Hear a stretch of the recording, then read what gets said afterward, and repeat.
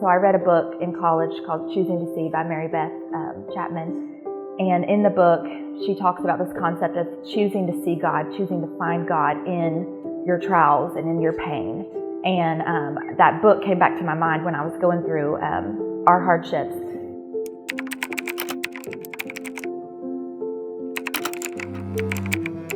Our son was around 2, and we were ready to try again for another child. And so I got pregnant easy, but I started bleeding pretty early on. And so I went to the doctor, and there was a heartbeat, but the baby wasn't as developed as they wanted it to be at that point. So they told me to come back, and I went back a week later and found out we had miscarried.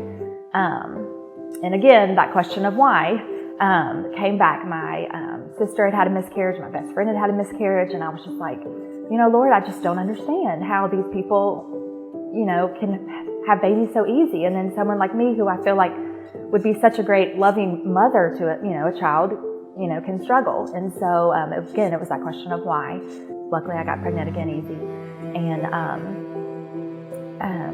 so early on, we had some bleeding, and I went to the doctor, and I remember just being so scared. And they said, your levels aren't great. You're probably having another miscarriage. Come back in about 3 days, and we'll check your levels again. And this was right before Thanksgiving, and so I went back, and my levels had tripled, and they said, no, you're not miscarrying. Everything looks really good. And so I made my first 8-week appointment, because that was a very early appointment. And so when I left there, I had a little bit of time to kill, and we were going to Alabama to visit family for Thanksgiving, so I needed an outfit, of course. I went in this boutique in Franklin, Kentucky, and I was looking for a dress. And it just happened that the checkout spot was near the children's section. And so when I passed the children's section, I just felt this overwhelming presence. It was almost like goosebumps, but the opposite of goosebumps. It was like a warmth pass over me. And so I saw the sign, and it said Grace. And I just heard in my head God say, you're going to have a daughter, you're going to name her Grace. And at the time I was like, no, I'm just being hormonal. I'm emotional from the appointment and from hearing I'm not miscarrying. And so I bought the dress, but not the sign. And so the whole time I was on my trip in Alabama, I just felt God tapping me on the shoulder, saying, you need to go back and get that sign. What I'm saying is true. And so I was like, okay, God, if it's there Monday, I'll go get it. And so the following week I went back, it was there, and I bought it. And so I put it in my closet, because I thought, if I tell my husband, he's going to think I'm crazy. He's going to think I'm hormonal, emotional.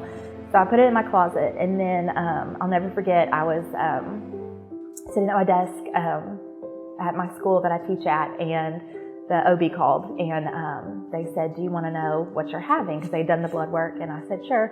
And they said, it's a girl. And again, it was that warmth that just came over me of, that really was God. That wasn't my hormones. That was God. I went home, got the sign out, and when my husband came home, I said, okay, so, and I, proceeded to tell him what's happened, and I said, I think we should name our daughter Chandler Grace. And he was like, okay, that sounds good. Let's go with it. And so from there, I had a couple of weeks, a month or so, where things were fine. I wasn't having any complications. And then I had a hemorrhage at work. And so I went to the doctor, and I remember praying out loud, please don't take my baby girl, on the way to the hospital, because I knew something wasn't okay. And we get there, and they checked everything, and they said the baby's okay. And so from that point on, I had bleeding on and off. And so I was going to the doctor every week for an ultrasound for a whole month. And no ultrasound tech, no OB noticed the birth defect. And so it wasn't until I had a full body scan, anatomy scan, that they finally saw the birth defect, that she was never going to live outside of my womb. from the time that we found that news out until her birth, it was about a week. I remember I would use the shower to cry because I didn't want my 2-year-old to see me constantly crying. So I would just cry, and I would turn on Pandora's worship station and just let that be my time. And I told God, I'm gonna look for you. I'm gonna find you. I just remember, asking God to take my nerves and to help me through this, because I was literally throwing up all the time because I was so overcome with everything and what was happening. The morning we got to the hospital, the nurses, when they came in, they knew that I was going to be delivering a stillborn daughter, and they knew that it was going to be challenging. And so as soon as they came in and introduced themselves and met me, they said, "What's your daughter's name?" And so from that point on, she wasn't just a baby that was going to die. She was Chandler Grace. And just the thought that they put into that day, I knew God had a hand in that. I went into labor, and I decided not to have an epidural. I needed to feel pain. I know that sounds kind of weird, but I was worried that if I had an epidural, I would be groggy and I would miss part of it, or after the birth, when I was holding her, I wouldn't be completely alert, and I didn't want that to be what happened. So I said no epidural, and it was very painful. And the minute she was born, I had told them that I wanted to see her as best as I could. And so they had put a little bonnet on her head, and they had wrapped her in a little blanket, and so she looked really good.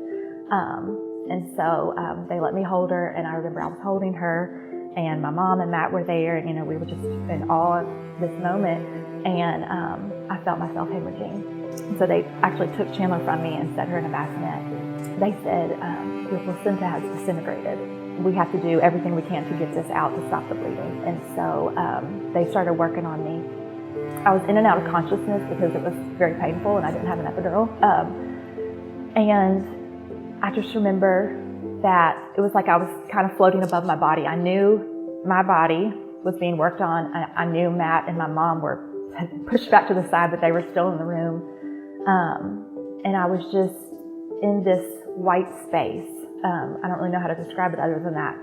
And I felt the presence of God, and I felt the presence of Chandler Grace. And I knew that Colton needed me, and I knew that my husband Matt needed me.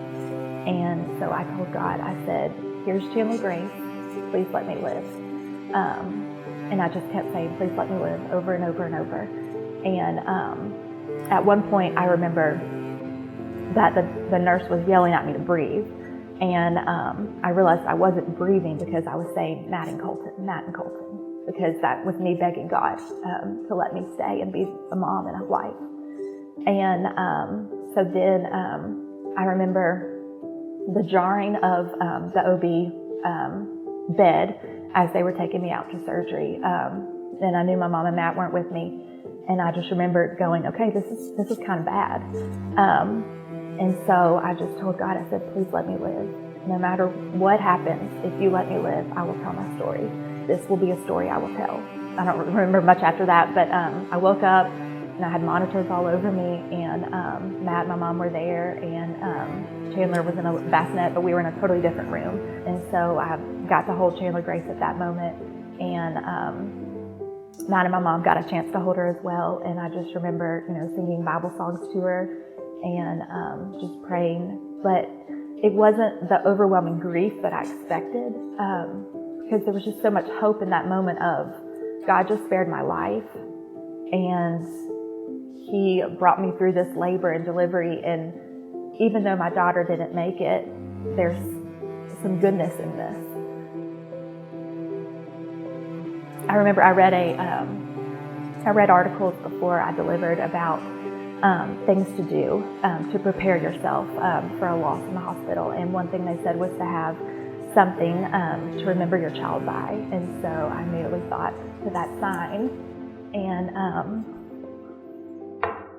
so the sign that I had originally thought was going to be decor in her nursery ended up being what they put her footprints on in the hospital room. And I just remember, I had Chandler and they brought me the sign, and I had thought that I was going to decorate her nursery in pink. And as soon as I saw the footprints, I said, okay, purple's her color. And so now purple means a lot to me because it reminds me of her. When her 1 year birthday rolled around, I was pregnant with my middle son, Clay, and COVID was actually shutting everything down. And so I ran to Gigi's Cupcakes and got some cupcakes because I told my husband that I wanted to celebrate her. I didn't want it just to be this dark time in our life that we just kind of put on the back burner. Every year we light candles and we sing happy birthday to Chandler, and then my kids blow out the candles. And it wasn't this year, but it was last year, I think, when my son was 6 or 7, my oldest. While we were singing to her, he was looking up at heaven, like he really could sing straight to heaven. It's something I've chosen to do because I want her to be a part of our family. I want her story to be a part of my kids' story. It's not just about me, it impacts my husband. It changed our relationship in our marriage. It brought us so much closer. And it helps me be able to show my boys, life isn't always easy. And but there's God in it.